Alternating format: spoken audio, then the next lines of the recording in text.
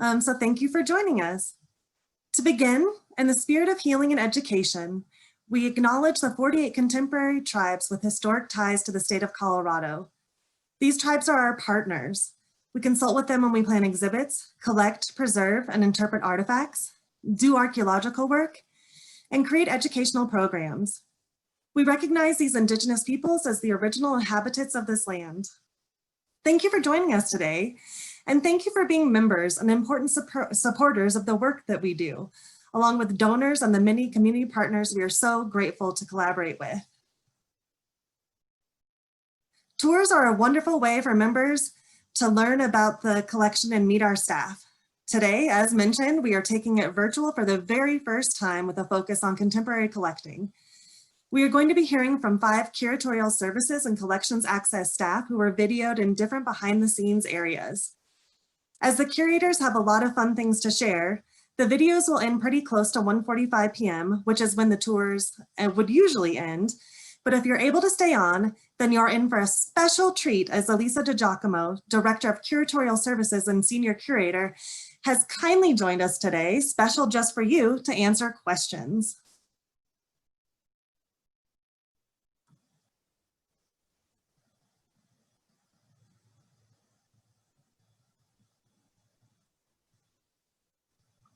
So to start off the tour, Director of Curatorial Services, Alisa DiGiacomo, who I was just talking about, will tell us a little bit about History Colorado's collection and why contemporary collecting is so important. Welcome to Behind the Scenes with History Colorado. My name is Alisa DiGiacomo, and I'm the Director of Curatorial Services. As a curator, one of the most important jobs I have is the evaluation of our permanent collection. That means looking at what we have, what we don't have, and what we need. In this presentation, we'll introduce you to the permanent collection, to contemporary collecting, what it is, why it's important, and how the collection can work for you. Let's get started.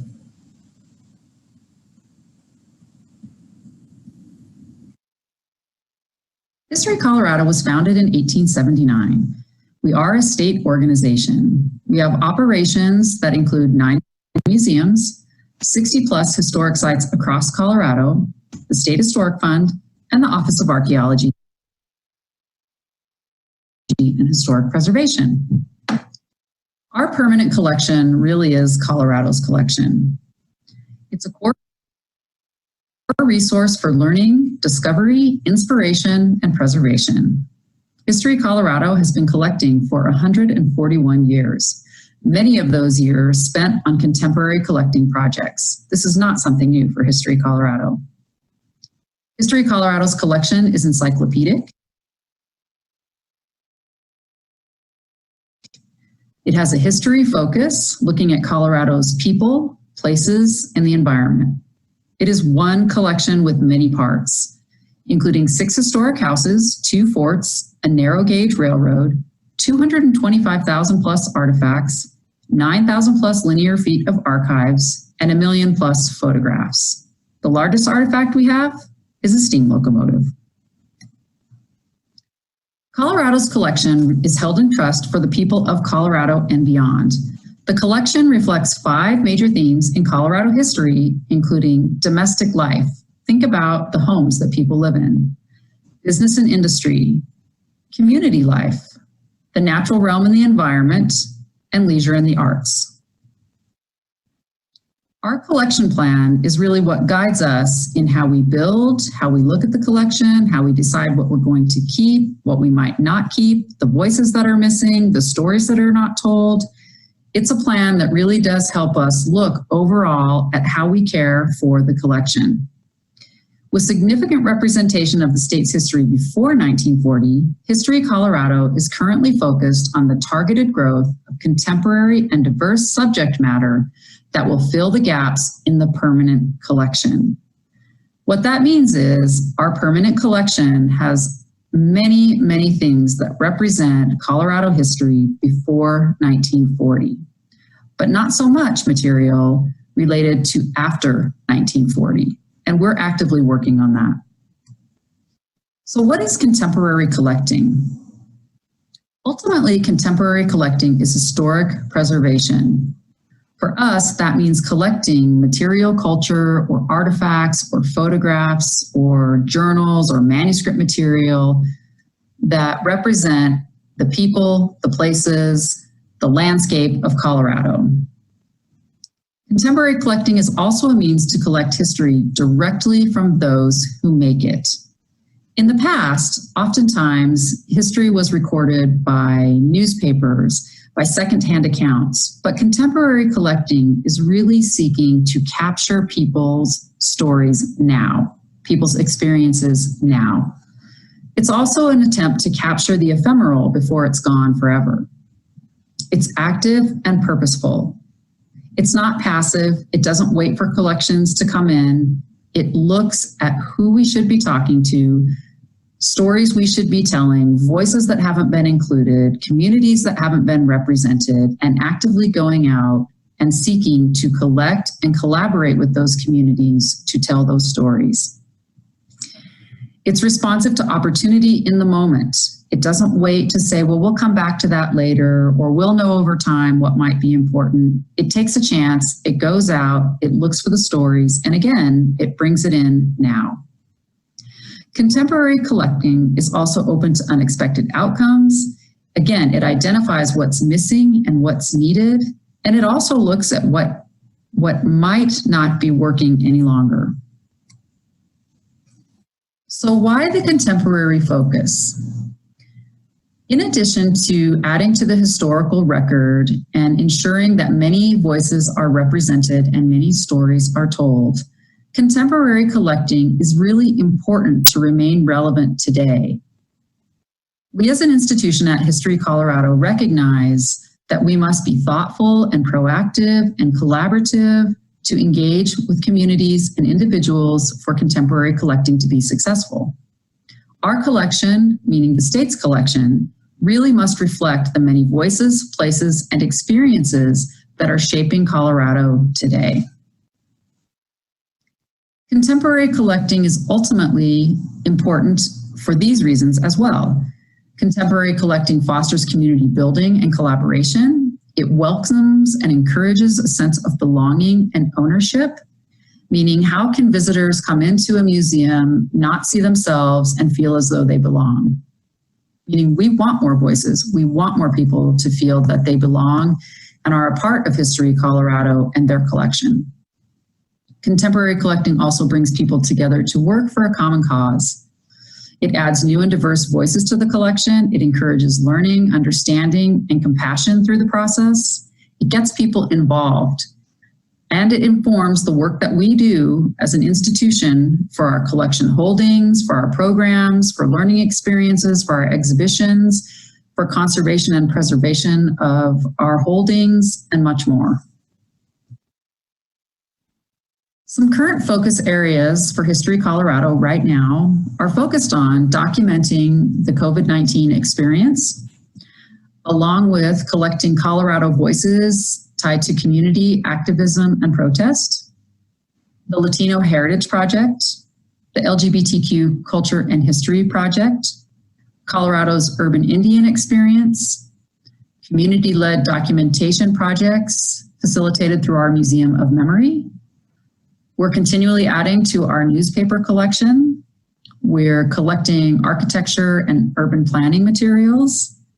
We're looking for material that documents Colorado's entrepreneurial spirit, as well as the military service after 1950, women's history, and I'll add political history.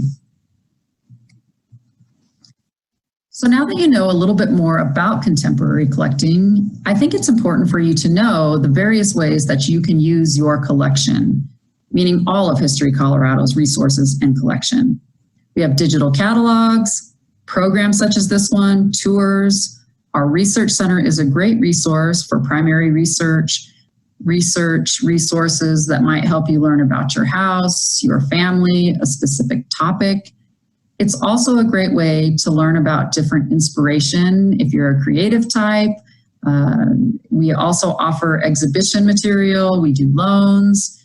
We have curated content, which means we're helping you discover those key themes and learn about those key themes in Colorado history, from home, innovation, many voices in our state, the way that Colorado is majestic and fragile, and also creative.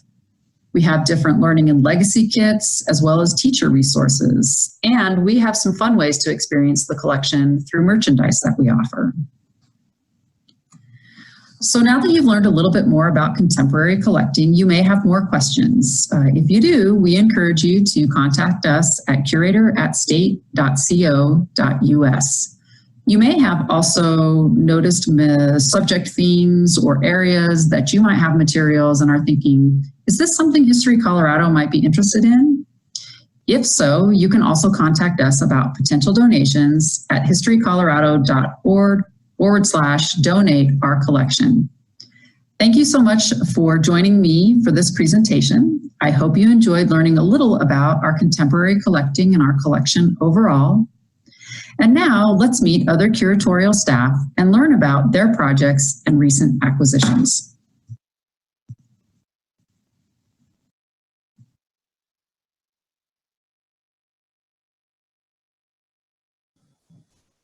Now we're going to hear from Anna, who is joining us from the Stephen H. Hart Research Center at History Colorado, which is now open for researcher appointments on Mondays, Wednesdays, and Fridays, and Mondays are specially reserved for members.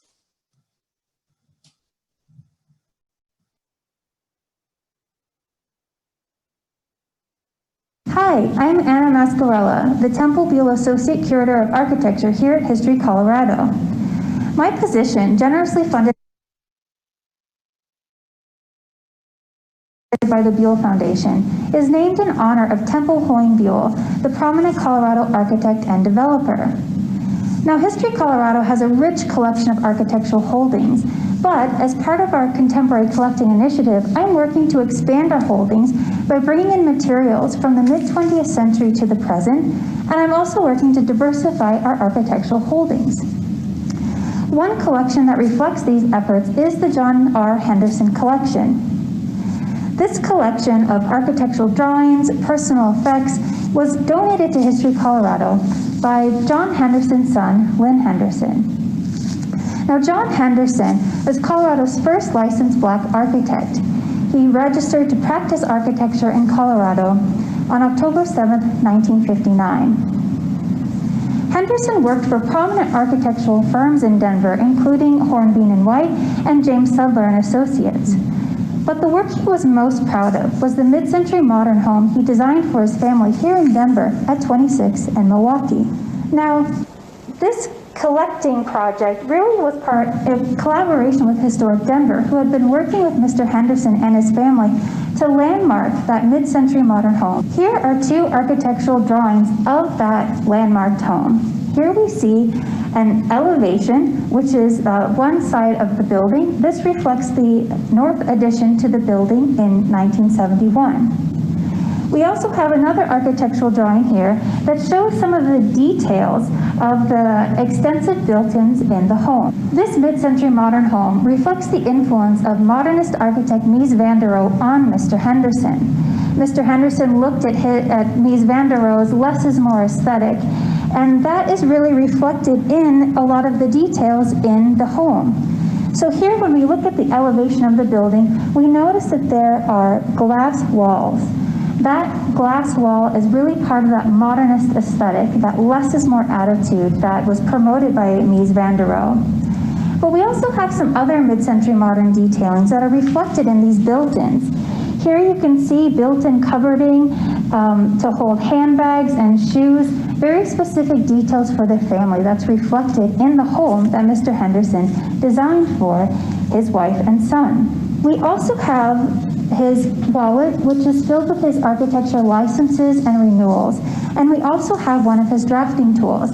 These personal effects really help us, as part of our collecting initiative, get to the heart of the person behind the drawing. So it's not just about the architect, but it's also about those personal touches that offer insight into who he is and who he was.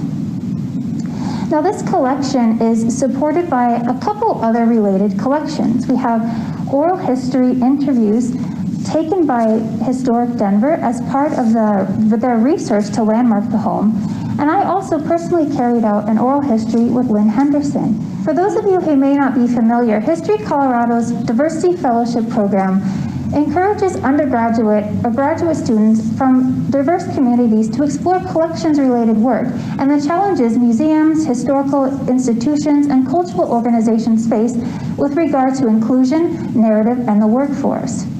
For the Fall 2020 Temple Buell Diversity Fellowship, I am working with an architecture student at CU Denver's College of Architecture and Planning. This student, Sean Lee, is remotely cataloging John Henderson's architectural drawings. This fantastic project is going to result in Mr. Henderson's work being available in our online collection.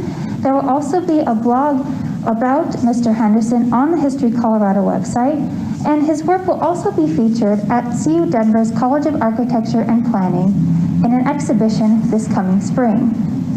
Mr. Henderson's work will also be on display here at History Colorado as part of our Building Denver exhibition.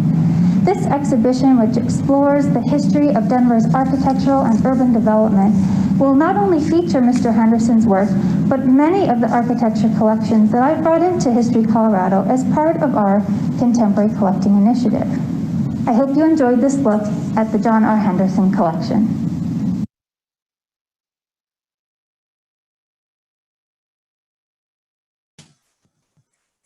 Kevin will be joining us from what we call our second floor storage, which is where many of our two-dimensional items are, such as photographs, books, manuscript collections, and maps.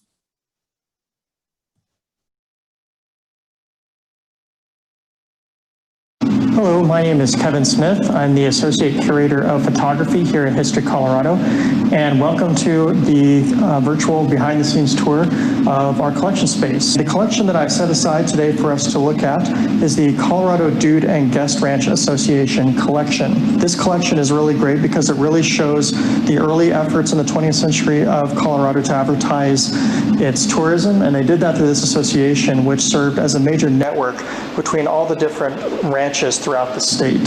So if anyone was interested in taking a vacation in Colorado, particularly from the early 1930s onward and even into the present, they could contact this association to see which ranch in Colorado would fit them best. This picture here was taken in 1958, and it was done in conjunction with United Airlines.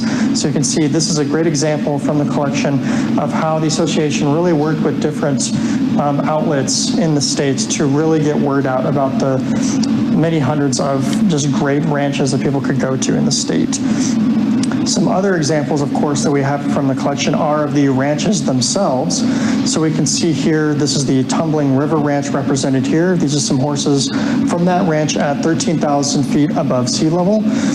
And we even have some other shots here of different ranches showing, of course, horseback riding, which was a major selling point for the association. And we even have down here a shot that was taken by famed photographer Fred Payne Clatworthy, who later in the 20th century did focus a lot on advertising. So moving on, another great aspect of our collecting initiatives focuses on other kinds of gaps we have in our collection. It's not all just about what we lack in terms of time period. Sometimes it's also about what we lack in terms of who is represented in our history here in Colorado. And one kind of community in Colorado that is underrepresented, unfortunately, in our collection has been African American communities. And so we have really tried to focus on taking in more material that focuses on African American Coloradans. So the first great example of that in our collection that we just recently took in are photos from the Steve Turner collection of African American photographs. We recently acquired these from a major auction from a collector who specifically sought out material pertaining to Black Americans throughout history. And we picked up a few great shots that really represent Colorado specifically. This first shot here is a shot of a gathering with the Los Pinos agency, which was involved with Ute Indians being relocated onto reservations in the late 19th century. This particular shot was taken in 1882, but you'll see that there is one lone African American in this shot, and his name is John Taylor. And you can see him in the back row with a hat on. And John Taylor is a very interesting individual because by the time the shot was taken, he was working as an interpreter with Native Americans. He worked a lot with Apaches and Utes. Another great example that we see from this collection are instances of just everyday Black Coloradans. We see with this shot over here, this young man is in cowboy attire or perhaps more outdoorsman kind of attire. This shot was taken around 1900 in Leadville, Colorado. And we see here an example of a portrait photograph of a family that had just recently moved from the Northeast to Denver in the 1880s. So this shot was taken right as they were kind of starting their new life in Denver. And so the gentleman in the shot is Wellington Randolph, and that's his wife, Emma. And then that is their daughter, Matilda, also known as Tilly. This other shot here is a great example of tourism as it was enjoyed by Black Coloradans. This, again, was taken sometime around probably 1900. And it was taken by Paul Goerk and Sons. Those are the photographers who actually owned Balanced Rock in Colorado Springs for much of the early 20th century. And then with this last item we have here from the Steve Turner collection, we see a real photo postcard. And it shows one gentleman named Henry Stockton who in 1927 took this picture and decided to share it in the form of a postcard. He did work at this time for a railroad as a porter, so it's possible that this shot had something to do with his work there, since this is with a train backdrop. However, it is also likely, just from looking at his attire, his formal attire, that he could have perhaps actually just gone on a trip himself and decided to share the occasion. And one last piece that I want to share with you today that really shows some of the African American community here in Colorado as they were first moving here is a collection that represents the 10th Cavalry Regiment. And this is better known as the Buffalo Soldiers. And these particular photographs were owned by William and Cora Robinson. William was a member of the regiment. He may have joined it as early as the 1890s. He was actually a veteran of the Spanish-American War. But he did, by 1903, 1904, he had re-enlisted with this regiment. And he was mostly stationed in Wyoming. While he was stationed at this time, that's likely when he met his wife, Cora, because her family was from Cheyenne. But he was at both Fort Washakie and Fort Russell in Wyoming. And both of them, after they got married, did move to Denver around 1907. And as far as I can tell from directory records, they lived there since. So these are some great shots of William's service. So these are all some great examples of collections that we've been able to bring in recently to really fill in these different gaps we have in our collection, both from after World War II and with really representing different groups of Coloradans throughout our history. So I hope you enjoyed it, and we hope that you can check out our great collections here at the Stephen H. Hart Research Center as well. Thank you.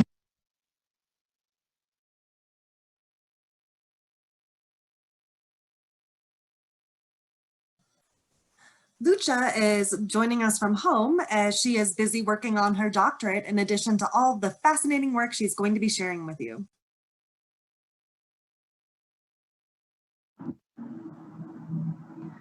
Hi, my name is Lucha Martinez de Luna. I am Associate Curator of Latino Heritage at History Colorado. The Latino Heritage Department is a new department at History Colorado, and we are striving to develop, support, and coordinate projects that preserve, promote, and celebrate Latino culture, heritage, and experience in Colorado. The Latino Heritage Project is striving to link generations of Hispano, Chicano, Mexicano, and Latino families and communities to the narrative of Colorado's history. The project focuses on expanding our research archives at the center, collecting, and which I'll talk to you about in a few moments, documenting community, families, and individuals, and also conducting oral history interviews. The research archives, obviously we focus on the history of communities, people, individuals, customs and traditions, and cultural expressions.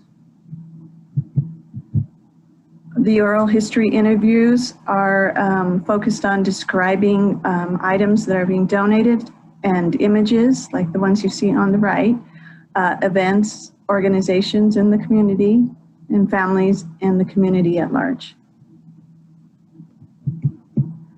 We also are, as I mentioned before, with the community is also documenting churches, Latino congregations of churches where there's a heavy Latino presence, organizations, events, and schools. So in our contemporary collecting, I'm just highlighting a few of the collections that we have started. One of them is the Mariachi Vasquez family collection. This is one of the few just family mariachi groups in the state, in the country, and actually in the state of Colorado. Unfortunately, last year, Raul Vasquez passed away. So the family reached out to us, and we, one of the first items that has come in from the collection is his mariachi suit that we are currently in the process of working with the conservator to preserve his suit. And then the contemporary collecting has also focused on the COVID-19 collecting project that the entire museum is focusing on. I have been reaching out to very well-known local artists that have been creating art during the quarantine and kind of talking about how our community has been affected by the pandemic. The picture on the left is by Tony Ortega, and the picture on the right is by Carlota Espinosa. Carlota Espinosa is one of the first Chicana artists in Colorado. And here are two other pieces. The one on the left is by Emmanuel Martinez. He is the first Chicano muralist in Colorado. And Silvia Montero. She does a lot of collages and photographs, and this one is specifically focusing on a story, a Native American story. And a lot of these representations are kind of talking about how much the pandemic is affecting the Latino communities and also the Native American communities here in Colorado. And we are also doing a lot of, as I mentioned, kind of more contemporary, focusing on collections of individuals that are underrepresented in the museum.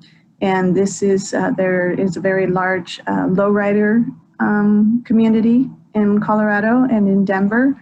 So Armando Jinero has been focusing on documenting the lowrider tradition and culture here. And these are a few of his photographs. And we also are, I talked about doing the Latino Heritage Project, which is essentially sending out questionnaires to families to fill out. And then once we have those questionnaires, we reach out to the families, and they have been donating copies of family photos to include in the collection. And this is the Doran family collection. And also in response to the social movement during the summer, the Black Lives Matter, we did a History in the Making mural project where we invited local artists to describe their experiences and how they observed how the community was reacting and vocalizing about the social protests. And so on the left, we invited Jolt. He's a very well-known graffiti artist to do a piece for the collection. And on the right is Asha Renee, and she did a wonderful piece of her son talking about how Black children are basically she was commenting about the future of her son and worried about his well-being. And then we also invited, part of this project, Leticia Tanguma, who is a very well-known social justice artist, and she is actually standing with her father, Leo Tanguma, and both of them actually did the murals at Denver International Airport. And then on the right is Kier Dawkins. His family flew down from Mississippi to come see his work. And these murals are currently on exhibit at during the American Democracy exhibition. And then we recently, it was the very first project with the Join Up, which is a virtual programming event that will be essentially highlighting the role of the equine culture here in Colorado and the impact it has made in the state.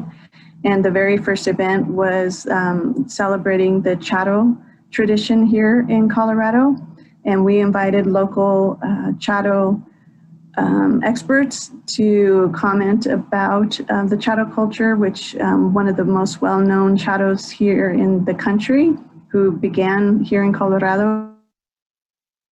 And Roberto Torres, his suit on the right, he donated to the collection, and in the center is one of the numerous Chato associations, which this one is Tres Margaritas.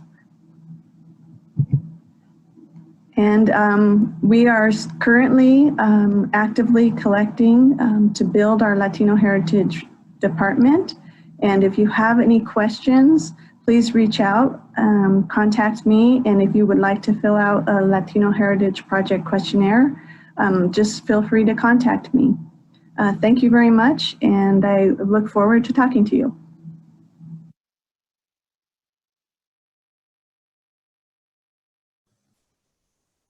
Mark is joining us from our 4th floor, which is more 3D type of artifact storage, as well as our offsite storage facility.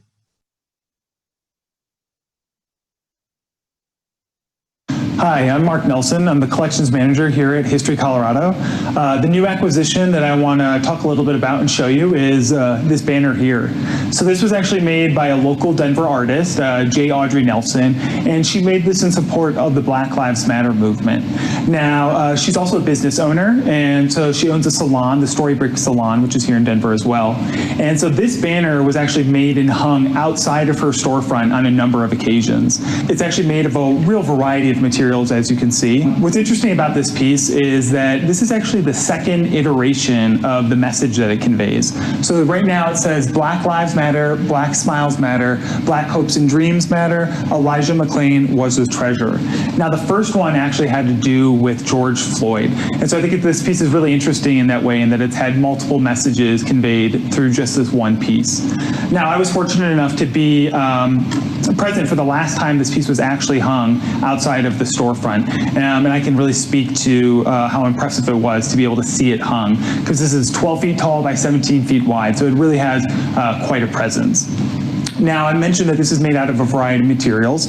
This is actually comprised of 2 tarps that have been sewn together, and then the letters are made out of foam board, and the decorative floral materials are actually plastic as well as fabric. Now, my role as collections manager, I don't actually bring in acquisitions or new objects into the collection. That's the role of our curators. But when it comes to bringing in new acquisitions, it really involves a variety of staff.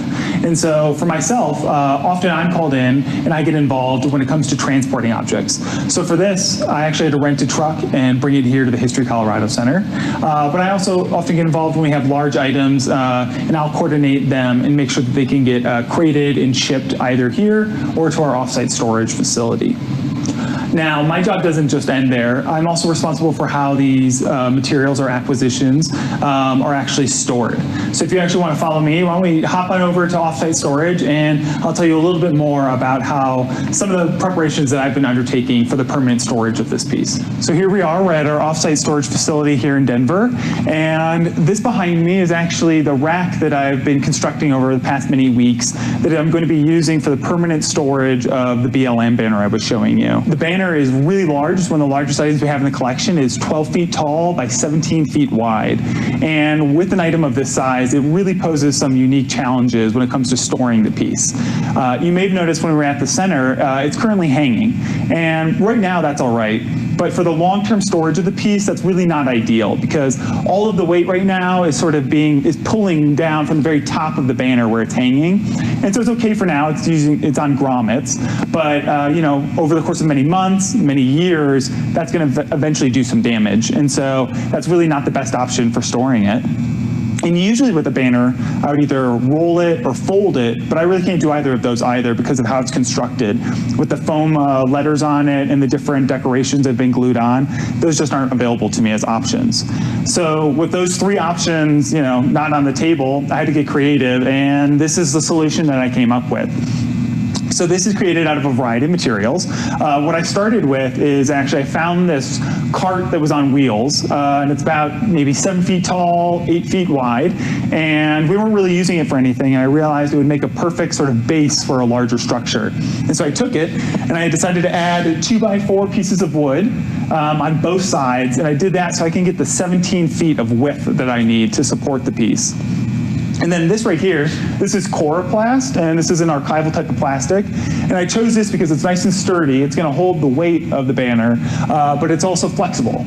And that's really the most important thing about this that I created, that as you can see, it's curved. It has a sort of a curved shape. It's like a long tube of sorts.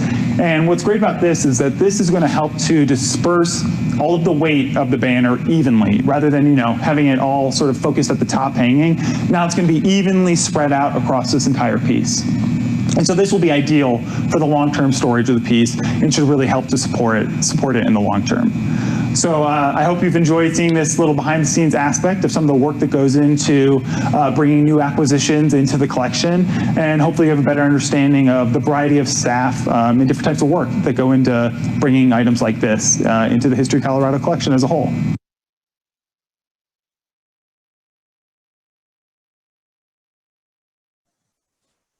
To wrap up our videos, Alisa is also joining us from our offsite storage. I hope that you all are enjoying these videos as much as I am. Hello and welcome to Behind the Scenes at History Colorado. My name's Alisa DiGiacomo and I'm the Director of Curatorial Services. And so far you've learned a little bit about contemporary collecting, what's in our collection, why we're building our collection for you.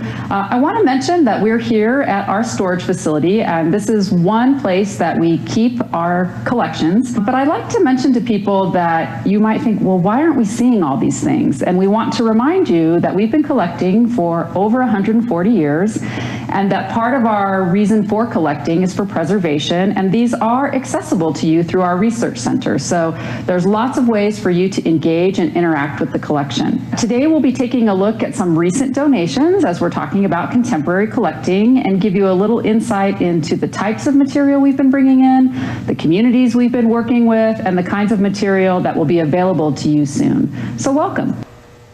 Our first piece today is this piece of graffiti art. And for people that are unaware, History Colorado has been working to document the COVID-19 experience in Colorado. We've encouraged people in a variety of ways to participate, from journals to photo submissions. We've also been collecting artifacts. And this wonderful example of the graffiti panels came from Barry's on Broadway. And we worked with the owner of the business to acquire this piece. It was up for about 4 months.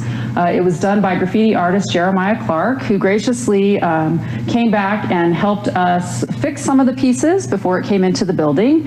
And in case you're wondering, yes, it's upside down, and it's because it really just came in a couple of weeks ago, and we're working to process it and make it available to the public for research. Now, in addition to our contemporary collecting tied to the pandemic, we just talked about this graffiti piece, we also recently acquired a really magnificent donation that ties the past to the present. The graffiti piece, I think, is a good example of how history still speaks to us even when there's not a script or written word per se. I would say that the same is true for this wonderful hope chest, and this was donated about 2 weeks after the pandemic was in full swing and the state was closed down, and it was very interesting for us to receive it, not only because it's a hope chest, but we don't usually see the hope chest kept intact. And this one is really amazing because it has all of the pieces. Jenny DeLario, it was her hope chest, and she would have worked with her mother or other women to make linens, to have tea towels, and there's about 60 plus items in the trunk. Now, it's also really amazing and very sad, honestly, because Jenny DeLario died during the Spanish flu. So this is a great example of how we're collecting contemporary materials, but we're always on the lookout for other powerful stories. And the truth is that History Colorado did not have a whole lot of artifacts related to the Spanish flu with personal stories. Another important piece that we brought in tied to Colorado's COVID-19 experience is this mask. I'll tell you first that it was made by a company in Colorado called Function. And like many other businesses, it needed to reinvent itself and switched from making snowboard headgear and clothing to masks. And this particular mask is significant because it was worn by Governor Polis on his first press conference about COVID and at several events after that. I like it as an example of what's happening with COVID, but it's also a great example of the many stories that our collection tells in a variety of ways. It also talks about politics in our state, similar to this donation that came in recently, and is all about, probably over a span of 25, 30 years, one family's individual experience with politics. So it includes signs from a variety of amendments, of different campaigns, political buttons, including some that are tied to Vietnam, and it's even including the light rail, RTD's light rail project. So today I'm going to end my selections for contemporary collecting on a little bit more of a fun note. The collection I selected here, which you'll see in the carrying case, uniforms, catalog, belonged to a gentleman named Clarence Wallace. And he was a traveling salesman for the Maury Mercantile, and he actually was a traveling salesman for around 35 years. And if you're not aware of the Maury Mercantile, you may have actually visited its warehouse and not known that. It's actually where the Tattered Cover downtown is currently located today. It's contemporary because he really finishes his career in around 1960, but it shows you a big change in what's happening with grocery stores. So Clarence is part of the generation that travels around and helps businesses. He served 66 businesses, and he would help them decide what to put on their shelves. And this is wonderful because although we have material in our collection tied to the business side of the Maury Mercantile, we don't have this personal side of the traveling salesman. So this is a great collection for us to talk about not only grocery prices and agriculture, but you really get a great glimpse of what it was like for Clarence to be a traveling salesman in Colorado. Now, I'm going to end on one that if you're from Colorado, you're probably very familiar with Blinky the Clown. Also, his real name was Russell Scott. Blinky was the longest running clown in television. So we are very fortunate to have Blinky's jacket, his gloves, his hat, and we're now looking to know more about people's experience with Blinky. And again, we're just so grateful to have this addition to our collection. Thanks so much for joining me behind the scenes at History Colorado. Again, I'm Alisa DiGiacomo, and please remember that our collection is your collection and it is available for you. And if you have questions, please reach out to us, and thanks again.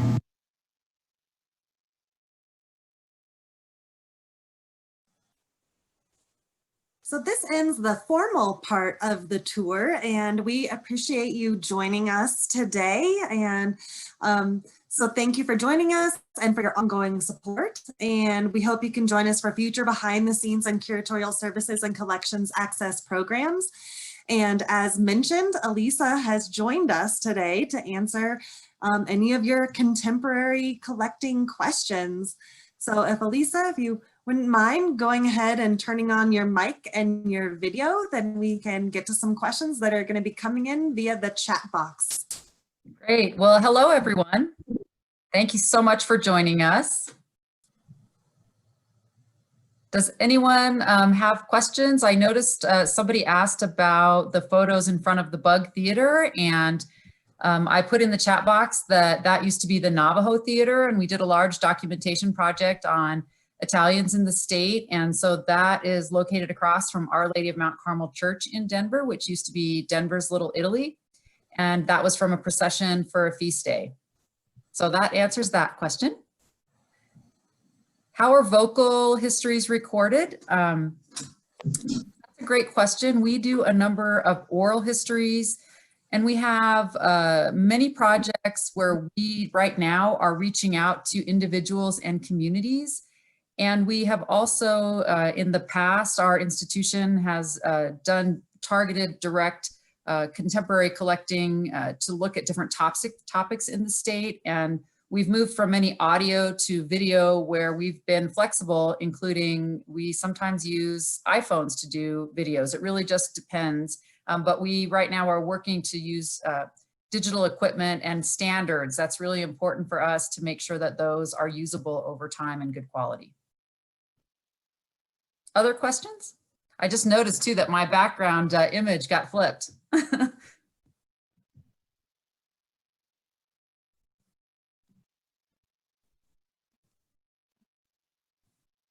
Okay, if we feel free to ask questions. If anybody wants, we'll give you a couple more minutes here. We're really happy that you all have enjoyed the presentation, and we thank you so much for your support.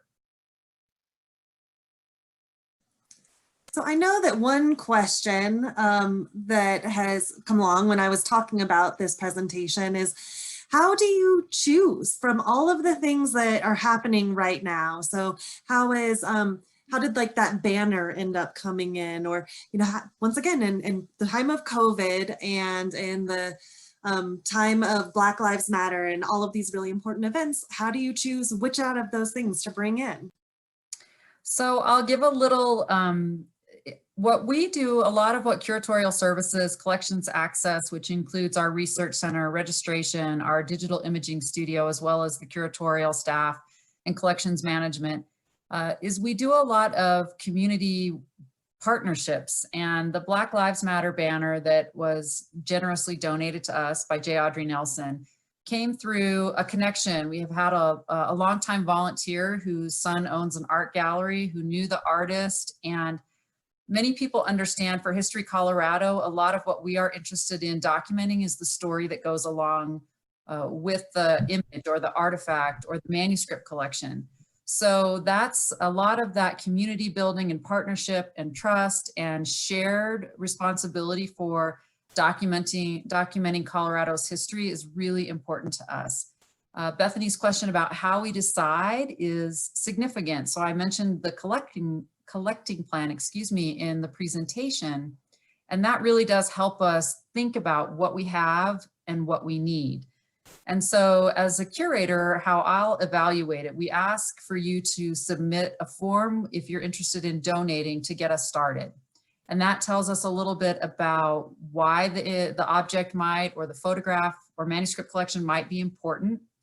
Then we'll ask, what stories can it tell? So we're really interested in pieces that can tell multiple stories. Anna in her presentation talked about Mr. Henderson, and we want to know not only about his wonderful work as an architect, but really about his personal life and his story and seeing those connections. So again, we're looking at material after 1940 and 45, and then we want to know the stories that go with it.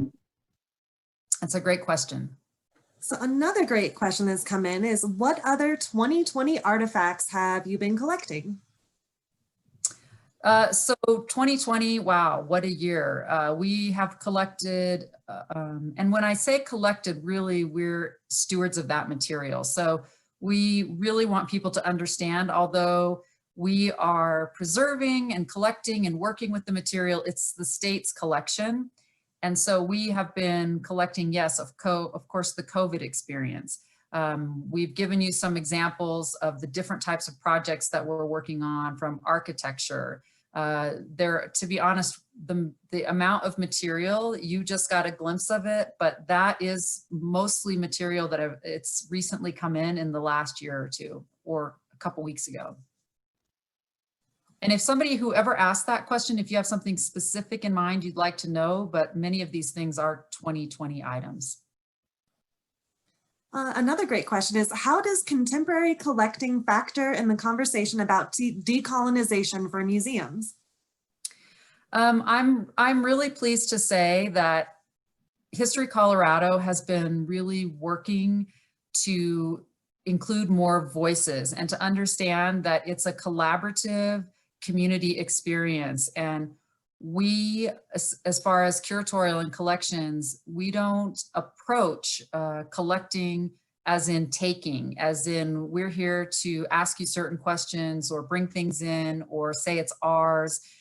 So I would say that question is we've worked to open up the dialogue, to work with, for example, there's an exhibit, if it involves working with tribal leaders or tribes, we see that as working together to talk about what should be in an exhibit or what that narrative might look like or things to consider so that we have the right language. Words matter. In addition to, at the same time, there might be an opportunity to bring additional items into the collection or to understand the context of what we have. A really important thing to keep in mind is after 141 years of collecting, sometimes the stories, we don't have the full story. And so we welcome, even if we brought something into the collection in 1920, we don't know. You might be doing family research or a topic or working with communities as, for example, Lucha's project.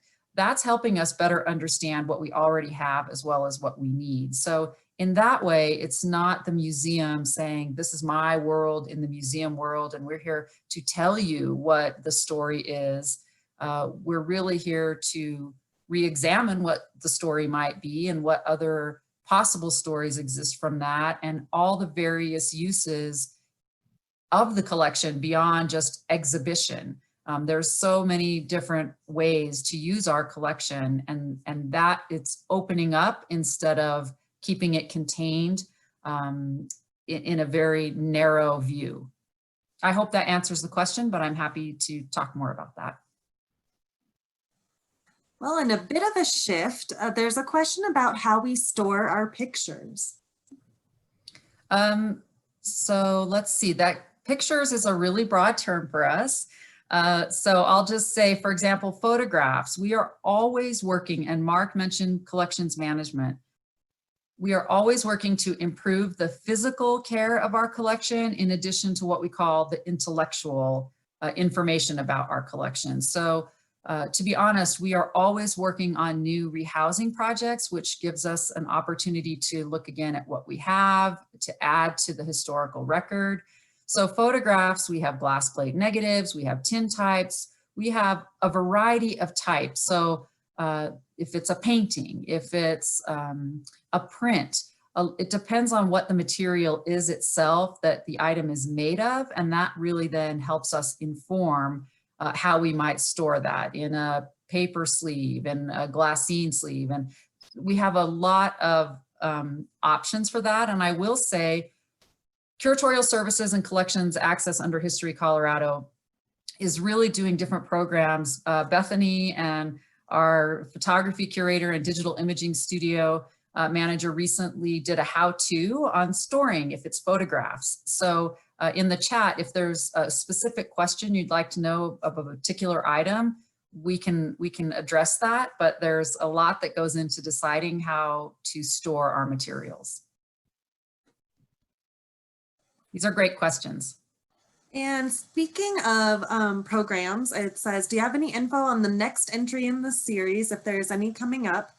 Well, the next members behind the scenes, I think they're every 3 months usually, and I don't think we've figured it out yet. So if you've enjoyed it being virtual, let us know. There is a survey that you'll be receiving upon exit out of this Zoom. So please make sure to fill that in and let us know what you're thinking, because we are here to serve you. And so we'd love to know if you've enjoyed this program and if other similar types would be of interest. Okay, another question has come in. It says, how will curators balance the efforts of contemporary collecting with the institution's responsibility as the State Historic Preservation Office? I totally agree that we don't need more before 1945, but there are legal things. So that's a great question. And so in the beginning, I explained that we have a network of museums across the state, but we also have the Office of Archaeology and Historic Preservation and the State Historic Fund. So those, if you think of those of different branches of our organization, we're always collaborating and communicating, but our guidelines for the permanent collection don't necessarily link into what's happening at the Office of Archaeology and Historic Preservation, because they have different responsibilities and projects that they're working on. So that's really for where we are. And although we focus on materials after 1945, again, it's also about filling gaps. We're still looking at that, and other voices. So I hope that makes sense. And I also want to see, I notice a lot of people in the chat are talking about things that they've donated. Again, we are so grateful for our donors, and we want people to understand part of why we're including more for collections management and registration is how much work it really goes into making materials usable and discoverable. I'll give you a good example. When we went from our old card catalog system, if you think little index cards, to our online database or catalog, people were paid by the number of cards entered, not the quality of the information. So we have other records you might search online and you might not find it, or it might have come in recently, but it hasn't made it through the process to be available to the public.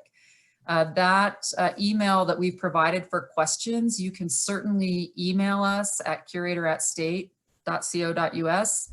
and we can answer those questions. So I just want to make sure if you search our database and don't find it, please don't think, oh, they don't have it, or there's a lot of things we have to consider, and that's a way for you to help us make sure we have the right information for what we have as well.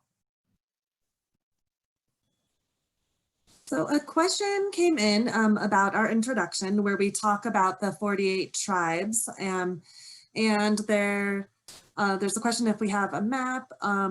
So we don't, at least as far as I know, I don't have a map readily available, but we do have a resource list. So we're going to go ahead and email the person who asked that, if that's okay with them, and we can send them the list of the tribes. But we don't at this moment have the associated map, and I'm not sure if we have one, but we can look into that.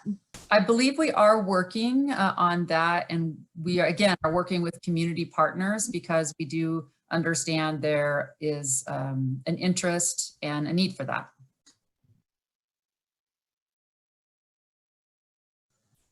So it looks like the questions are starting to wind down. If you have any in this last moment, then let us know. Or if you think of something after the program, please feel free to email us at curator@state.co.us. We are very happy to help. And thank you, Alisa, so much for taking the time today to speak with our members. We really appreciate you as well. And thanks to Tamara McKee for helping get those videos done. I think this has been a really great program, and I hope everyone has enjoyed it. And please, as mentioned, fill out that survey at the end. Thank you, everyone.